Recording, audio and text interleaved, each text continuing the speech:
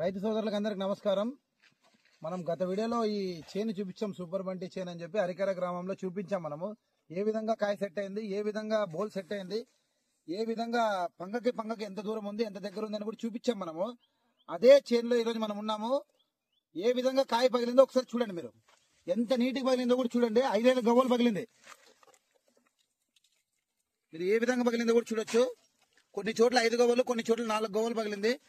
కింద వరకు కూడా అదే విధంగానే పగిలింది. ఎక్కడెక్కడ పుచ్చ అనేది లేదు, అంత నీటికి పగిలింది. మొత్తం అంత నీటి పగిలింది, తెల్లగా పగిలింది. ఇడిపించే కూడా చాలా ఈజీగా ఉంటది. మొత్తం చేను మొత్తం ఇదే విధంగానే కింద కాయ పగిలింది. ఏ విధంగా పగిలిందో ఒకసారి చూడండి. మీరు నీటికి పగిలింది. ఎక్కడెక్కడ రిమార్కే లేదు అసలుకి.